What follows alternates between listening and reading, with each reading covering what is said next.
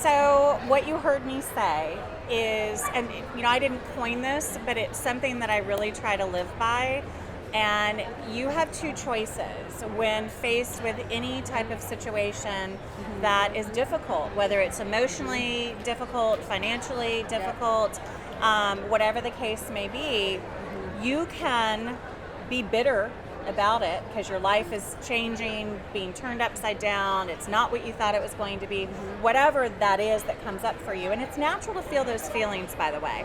I'm a huge, speaking of groupies, I'm a huge Brene Brown groupie, okay?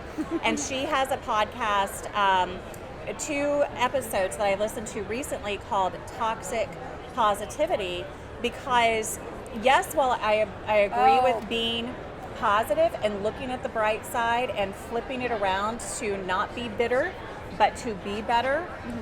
We are humans, and we do have to experience those natural myriad of emotions and that process when we're going through something difficult versus stuffing it down. That is not healthy. So when I say you have 2 choices, you can either be bitter or better, I'm not saying fake it.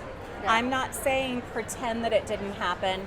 I'm not saying don't get upset and cry or pissed off or whatever those natural feelings are about what happened to you.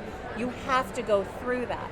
But there does come a point when you've gone through that, you have to make a choice. That you have to make a choice, because what I see people doing, and we can all fall into this trap, right?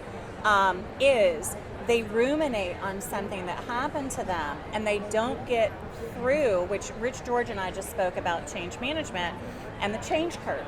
And we were talking about in the context of organizational change, but it also applies to personal change as well, where you fall into the pit at some point, right?